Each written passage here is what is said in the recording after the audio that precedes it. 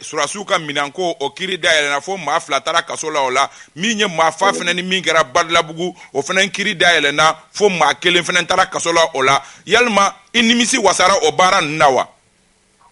Bon, nimisi wasa ko tɛ à ce stade, mais c'est une avancée parce que n'a dɔnna k'a fɔ ko ni kojugu kɛra jamana kɔnɔ a ka fɛn bɛ bɔ a la n'o tun bɛ a ko ma lutte contre l'impunité. N'o tun bɛ kɛ kabini kunu an tɛ jɔ nin kɛnɛ in kan. Donc c'est la conséquence d'une décennie de mauvaise gouvernance. O kɔrɔ ye mun ye wagati jan de kɛra kojugu bɛ kɛ fɛn tɛ bɔ a la. O kɔnɔli kɛra aw yɛrɛ b'o kalama hali kunnafoni kunda o kɛra fan bɛɛ lajɛlen fɛ. Donc bi ni jamana bɛ k'a yɛrɛ sɔrɔ ko ka awa ko kɛra k'a sɛgɛsɛgɛ min y'a kɛ tiɲɛ yɛrɛ la o ka dɔn ne hakili la an bɛɛ lajɛlen kan ka fara awa fanga awa baarakɛbagaw ka kɛrɛnkɛrɛnnenya minnu ye kiiritigiw ye k'u to k'u ka baara kɛ k'u ka taa bolo da kisɛ kan maa minnu yɛrɛ nɔ don tigi o ye sariya ka kuma ye anw bɛ se k'o kuma parce que o sariyatigiw ka kuma n'an bɛ se ka min fɔ politiquement jɛgɛ bɛ toli n'a kunkolo ye bamananw ko ten n'i y'a mɛn sa a kunkolo don n'o tɛ a bɛ kɛ jurukisɛ ye kana binajan tɛ mɔgɔ wɛrɛ ye koyi o ye Laji Burama Ibrahim Boubacar Keita ani Boubou Cissé o bɛ se ka kɛ dafa de ayiwa jamana in tiɲɛnikɛla ɲini i bɛ Laji Burama ni Boubou Cissé de ɲini o bɛ se ka kɛ tiɲɛnikɛla olu bɛ kɛ ka dafa parce que mun na n bɛ politique kuma de f'i ye fanga kalifara jɔnni ma Laji Burama tɛ wa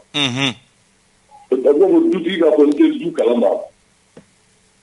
ko dugu ka kɛ tuma o tuma dutigi ka fɔ ne t'a kalama est ce que o kan ka to du kunna kelen filanan ye min ye anw bɛ système démocratique min kɔnɔ le chef de l'exécutif c'est le premier ministre misaliyala bi fɛn bɛ kɛ gouvernement na chauffeur bɛ se ka fɔ a t'a kalama n'a ko a t'a kalama a gɛrɛndima ma se donc kuma ye min ye an kana munumunu kuma ye maintenant sariya ye baara kɛcogo la sariya tɛmɛsiraw de b'a la ɲininkalicogo de b'a la donc justice ka baara ye anw t'an da o la mais an b'a min kɔni dɔn politiquement jamana in cibaga tɛ mɔgɔ wɛrɛ ye les 7 dernières années de Ibrahim Boubacar Keita et son régime. Ayiwa Isaka Ojim et son régime. Donc baara kumun kɔnɔna la an ka to sariya ka taa baara kɛ maintenant anw bɛ min fɔ nous soutient et notre soutien et nous réaffirmons notre soutien à l'imperturbable patriotisme de l'État. Ayiwa. Parce que bɛɛ y'a ye kɔnɔdimi tɛ ɲɛdimi don. Kalo 4 a ka fanga tali in kɔnɔ bɛɛ y'a ye k'a fɔ a dɔnna k'a fɔ kuntigi bɛ jamana la. Ayiwa Isaka Ojim. Isaka Ojim. Mɔgɔ ma ɲininka fɛn ma fɔ mɔgɔ ye sisan civil de militaire bɛɛ bɛ ka ɲininka i dalakan na donc vraiment ce mérite revient à l'imperturbable patriotisme de l'État. Ayiwa Isaka Ojim an y'a ye k'a fɔ waleya min kɛra Badilabugu maa caman bɛ k'a fɔ ko baara tun kan ka daminɛ maa minnu fana n'olu ye weleli kɛ ko ka taa manifestation kɛ ko walima mɔgɔ minnu y'a fɔ ka taa bâtiment minɛ an b'a dɔn k'a fɔ o ye eko ye eko di o ko la. Bon i b'a dɔn so de bɛ ka kuma fɛntigi la sa mɔgɔw an kana mɔgɔw gosi hakili la n bɛna fɛn dɔ f'i ye. Anw ye min fɔ nous sommes fiers et jamanadenw y'a dɔn parce que kuma mana fɔ aw bɛ tun bɛ kɛnɛ kan e yɛrɛ tun bɛ kɛnɛ kan. Mot d'ordre de don an ko ka bɔ désobéissance hukumu kɔnɔ aw kana yɔrɔ kaɲi aw kana yɔrɔ jeni aw kana se foyi ma jamana in y'an de ta ye impôt ni taxe anw de b'a sara a ye taa assemblée nationale daminɛ a ye taa primature daminɛ a ye taa ORTM daminɛ a k'a yɛrɛ diɲɛ na k'a yɛrɛ communauté nationale internationale ka fɔ Ibrahim Boubacar Keita ko jamanadenw t'a kɔ an y'o fɔ et nous le dit haut et fort wa bɛɛ y'a signé MK y'a signé FSD y'a signé ne y'a signé mɔgɔ mɔgɔw tun bɛ tribune na ça nous engage tous et peuple min fana ye a jaabi kɛ an bɛ peuple fo maintenant u bɛ ka se ka min fɔ o de ye so ka sule fɛntigi la ka bɔ a ye taa yɔrɔ min na o de b'a to i bɛ bɔ ka mugu ci o tigi la wa ayi ne hakili la assemblée sigi fɔlɔ tɛ nin ye o kelen mars 91 Musa minɛli min kɛra yan nɔ minnu bɛ kuma la moi je fais là n b'a bɛɛ kalama commissariat fɛn fɛn tun bɛ Bamakɔ a bɛɛ cira ka marifanw labɔ kelen a fɔ yɔrɔ min ma suguba kɔnɔna la minnu bɛ Bamakɔ dɔn n dan tɛ minnu nana file in na yɔrɔ min na tun bɛ ko Sahel vert o taara o ci k'o carboniser o kɛra anw ɲɛna yan on est parti min bɛ fɔ mɔgɔw taara pont sanfɛ k'u bila ka jigin ji la nga o yɛrɛ dɔrɔn tɛ tugu kɔnɔna la bitigi dama min cira k'a kari k'a nafolo labɔ a ye taa pereminisi kɔrɔ ɲininka n'o ye Zumana Sako ye ni wari de bɔra k'a di commerçants ma k'u ka nafolo min tiɲɛna k'u k'u yɛrɛ dɛmɛ n'a ye n'o ye bon du trésor ye o bɛɛ kɛra anw ɲɛna yan nɔ nka mɔgɔw ma minɛ o la. Mais Issa i ma lamɛn wa i ma lamɛn wa n bɛna le o tulo ka kuma la wa. Mais min kɛra a fɔra ko qui a donné l'ordre de tirer mɔgɔw ye kuma o kuma fɔ ko qui a donné l'ordre de tirer ko c'est Moussa Traoré qui était le chef suprême des armées au moment des faits. O don o procès bɛ kɛ don min o y'a sɔrɔ IBK de premier ministre ye o procès bɛ kɛ don min o y'a sɔrɔ Boubé de sécurité d'État la vraiment il faut que son ka to ka tule fɛn sigi la a tɛ marché quoi. Moi je suis un acteur de 91 à nos jours ne ko in bɛɛ kalama aw ma marifa t'anw bolo an ma marifa ci mɔgɔw la pour que ka kuma kun cɛ an k'a kɛ mɔgɔ kelen de fagara Assemblée nationale da la mɔgɔ ma faga ORTM la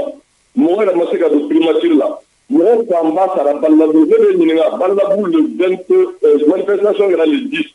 mɔgɔw sara Balabu le 11 le 12 est-ce que le 11 manifestation tun bɛ yen wa à quel titre mɔgɔw sara faga Balabu le 11 à quel titre mɔgɔw sara faga le 12 à quel titre on est allé attaquer le siège du Sénat à son temps. Donc vraiment qu'on arrête de falsifier l'histoire. Il faut qu'on arrête les commanditaires et les criminels qui ont du sang sur les mains. Wamorete Boubou Sissé à l'Indiga Dédé. Aïwa, Issa Kaojim ɲininkali laban I yɛrɛ ye a fɔ a kan ka kɛ cogo di bi o ye ɲininkali laban ye an ka wagati koron kama.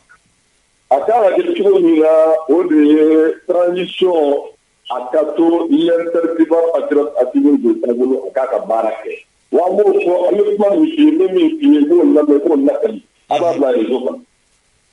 Wallahi billahi ni Ala sɔnna la refondation sera faite. Wuli kun tɛ élection yɛrɛ wuli kun ye refondation de jamana taabolo kura don jamana la o de bɛ kɛ ni Ala sɔnna. On s'en fout de ce qui veut dire le fétichisme électoral. Et puis mɔgɔw ye minnu bɛ ka t'u bugulɔ kɔfɛ ko transition a bɛ élection min kɛ élection tɛ kɛ mɔgɔ b'a ba élection ma a fɔra élection nɔnini de tɛ kɛ élection yɛrɛ de bɛ kɛ o kɔrɔ ye mun ye ka sow minɛ ka textes yɛlɛma ka taa kalata jalen na. Et que le peuple malien digne souverain qui va décider ce qui est bon pour le Mali. Ce n'est pas vraiment les coursiers et les aventuriers et leurs ayants droit, les crocodiles, les tigres, les vautours, les fourriers politiques, les escrocs politiques qui vont se cacher derrière la CEDEAO pour imposer à ce peuple digne Mintaka la ni an ka laɲini min an ma ban élection ma n'an ko jamana ka ɲɛma jɔ jamana ka sira ɲuman ta jamana kalanko bɛ cogo di jamana lakanako bɛ cogo di jamana kiriko bɛ cogo di jamana kalata yɛrɛ ka taa sira jumɛn fɛ ni taabolo jumɛn ye o bɛɛ lajɛlen ma an ko transition kana kɛ a tɛ ban bara an t'o la mais ka transition bâti an t'o la o tuma entre les deux il faut rentrer à l'école de l'intertriba patriote Assimi Goïta pour réussir la bonne transition an b'aw yɛrɛ fo aw minnu yɛrɛ sababu ka kuma di yan n ka hakilina fɔ jamana ko la merci. Merci beaucoup Issa Kaojim an bɛ I fo Fanta Tomota nin kun ye Issa Kaojim n'ale ye parti ACRT o maa ɲɛmaaba ye hakilina a y'a ka hakilinaw di an ye an bɛɛ lajɛlen ye a mɛn an tɛ commentaire k'a la.